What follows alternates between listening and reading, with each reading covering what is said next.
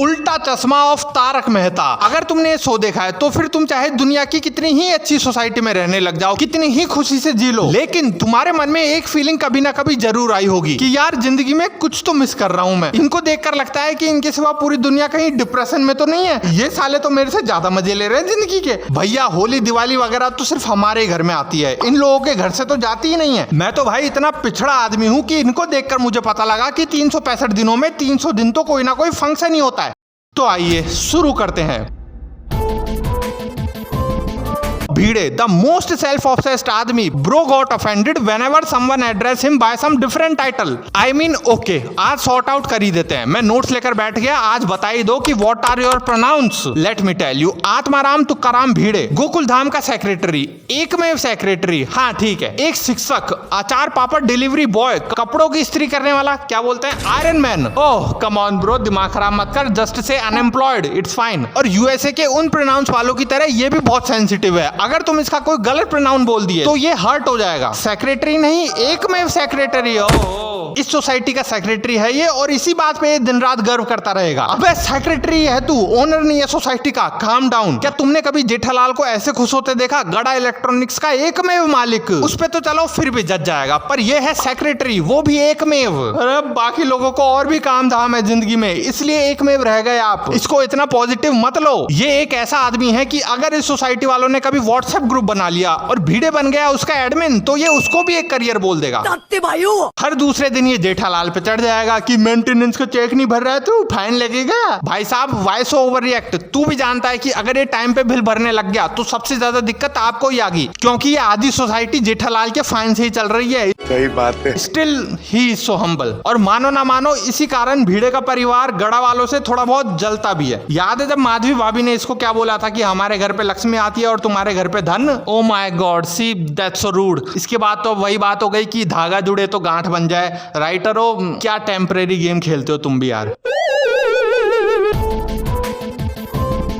अब्दुल मियाँ, सलाम भाईजान, आप एक दुकानदार हो, डिलीवरी बॉय नहीं। सबके घर में पर्सनली जाके साबुन चाय पत्ती देने की जरूरत नहीं है। मत चढ़ाओ इनको इतना सर पे, दे डोंट डिजर्व इट। एक बार जब दूध का दाम आगे से बढ़ गया था, जो अब्दुल ने खुद से नहीं बढ़ाया था, फिर भी ये गवार सोसाइटी वाले कैसे अब्दुल पे चढ़ गए थे। मंथली कुछ 100-200 रुपए में बजट हिल गया था इनका। टू मच मिडिल क्लास लोग जो हर साल कहीं ना कहीं लंबी फॉरेन ट्रिप मार ही देंगे, और ये अपने भिड़े भाई अचार पापड़ की डिलीवरी करने शहर के दूसरे कोने में भी चले जाएंगे। फिर उसकी पेमेंट लेने के लिए भी 10 चक्कर काट लेंगे, पर कपड़े धोने की साबुन तुम्हें अब्दुल मियाँ ला के देगा हैं। ओ हाँ, घर में ट्यूशन पढ़ा के बच्चों की जिंदगी खराब करके बनियान की प्रेस करते करते सोसाइटी की पर्ची भरते भरते फुर्सत नहीं मिली होगी ना इन्हें। Okay got it.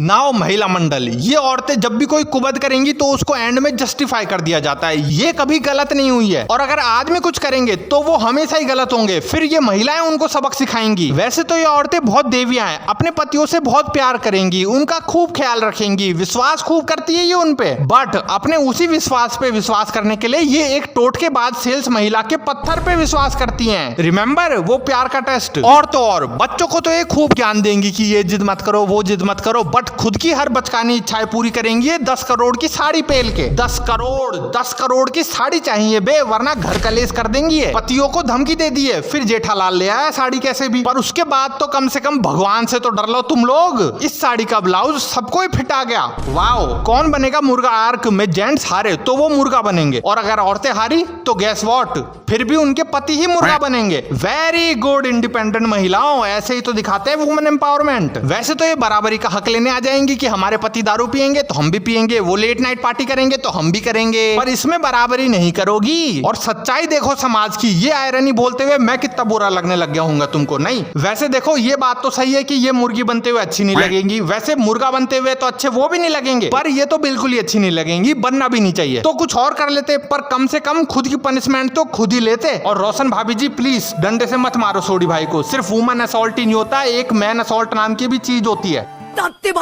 कौन बनेगा मुर्गा आर्क में? जेठालाल तो बनने ही वाला था मुर्गा, क्योंकि महिला मंडल के लीडर चंपू चाचा जी जो करते हैं पूरा न्याय हर बार, वो पीछे पड़ गए थे अपने ही बेटे को सबके सामने मुर्गा बनाने के लिए। हाँ बहुत बढ़िया, बहुत तारीफ मिल रही है आपको, बनाओ अपने बेटे जेठालाल को सबके सामने मुर्गा। देखो देखो दोस्तों कितनी ईमानदार आदर्शवादी आदमी है ये चंपू चाचा जी दुनिया भर का ज्ञान समेटे हुए हैं, हर चीज का ज्ञान है इनके पास। भाई इंडिया पाकिस्तान की जंग छिड़ने से पहले ही ये पाकिस्तान जाया है, वो भी बलून से उड़ के। जी हाँ बलून से, और वहां जाके कुछ इंडियन मछुआरों को पाकिस्तान की आर्मी से बचा भी लाए। ये दिन भर हर छोटी छोटी बात पे चिल्लाते रहेंगे, ए जेठिया ओ जेठिया। कभी कभार लगता है कि ना चिल्लाने से इनका बीपी हाई हो जाता है। एंड क्यों इतना चिल्ला रहे हो? अरे आपसे ज्यादा समझदार है जेठालाल, बस फर्क ये है कि वो थोड़ा खुशमिजाज आदमी है, चिल रहता है, दिखावा नहीं करता, और इनकी तरह फेक स्माइल मार के इनकी जैसी बीजीएम बजा के खुद को मैच्योर नहीं दिखाता।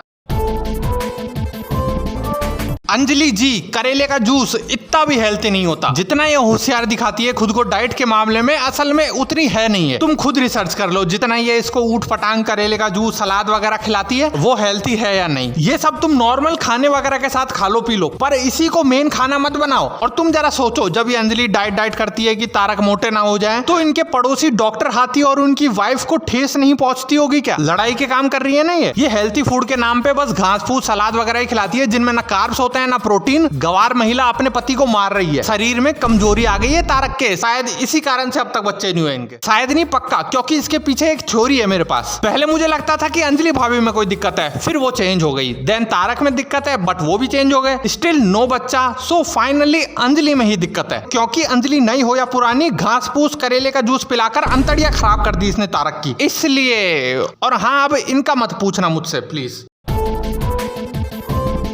नाउ पोपटलाल, जिसकी बार बार शादी का पोपट बनता देख ऑडियंस लाल हो जाती है गुस्से से। इसकी शादी करा देना असल में इस शो वालों का वर्स्ट नाइटमेयर है, क्योंकि फिर आइडियाज नहीं मिलेंगे ना इनको, जिससे ये पोपटलाल की शादी का ड्रामा कर करके शो खींच देते हैं। पोपटलाल की वाइफ और वन पीस दोनों में कंपटीशन चल रहा है कि कौन पहले नहीं मिले। जनता के बीच में आज इनकी शादी एक नेशनल इशू बन चुकी है, and just like national issue authorities द्वारा उसको इग्नोर किया जा रहा है। Popatlal may be he is still a virgin, but इसकी शादी का इशू मिल्क कर करके इन्होंने कॉन्सेप्ट इतना चोट दिया है। भाई साहब राजी खुशी 7 फेरे लेकर ये अपनी पत्नी को घर में ले भी आया ना, तो मैं लिख के देता हूँ वो उसी रात भागेगी, और मे बी ये पोपट फिर से पोपट बन के लड़की का कोई पुराना एक्स ढूंढकर उससे उसकी शादी करा देगा। फिर सब बोलेंगे कि ओ हो पोपट कितना अच्छा है। Shut up, you are just making this character more Popat. तुम लोगों के राइटर ब्लॉक की वजह से अब सच में नहीं मिल रही है इसको इसके बराबर के टाइमलाइन की लड़की।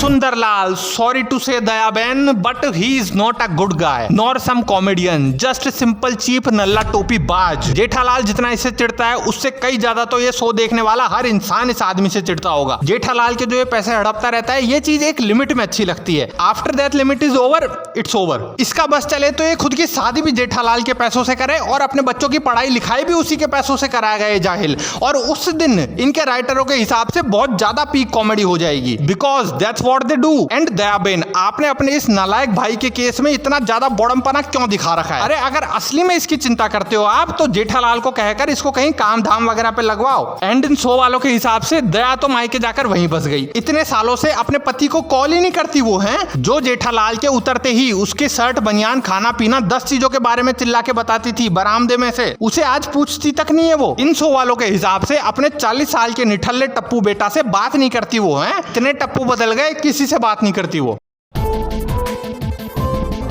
डॉक्टर हाथी एक ऐसा डॉक्टर है जिसको उसकी मेडिकल स्किल से ज्यादा फूड मेन्यू पे फोकस कराया गया है for comedy purpose, because that's what they do. कि देखो भाई साहब, एक डॉक्टर रखेंगे सोसाइटी में, उसको खुद मोटापे का रोगी दिखा देंगे, नाम रखेंगे डॉक्टर हाथी। 24 घंटे भूखा रहेगा वो, उसकी बीवी और बेटा भी सेम, एंड उसकी थीम सॉन्ग होगी। ये बात कमाल ही कर दिया, 20 साल तक की कॉमेडी का इंतजाम कर दिया, वेरी गुड। इस शो के कई एपिसोड एक सिंपल सी टेम्पलेट पे चलते गए कि शुरू में कोई छोटी सी बात, उसका बहुत बड़ा हंगामा, बीच में सबका रिएक्शन, एंड एंड में एक मॉरल मैसेज। ओ हो कितनी अच्छी शिक्षा दे दी है ना। वो देखो इंद्रधनुष निकल गया, जाओ सो जाओ। तो देखो अब जो एक गलत फहमी होने वाली है उसके लिए एक डिस्क्लेमर दे देता हूँ कि I don't hate this show, वो पुराना वाला। So just enjoy the video, have fun. बस मजाक किया गया है इधर, पर सच्चाई भी है, अपने हिसाब से छाट लेना वो तुम। और अगर तुम टप्पू सेना के बहुत बड़े फैन हो तो ये वाली वीडियो जरूर देख लेना, इसका first part. Thank you everyone. Now comment में से माय नेम। ये लास्ट वीडियो है इस टॉपिक पे, स्ट्राइक मत दे देना टीएम के ओसी वालों, तुम्हारे कास्ट से सुनने में आया BSD के ओसी वाले हो गए तुम आजकल।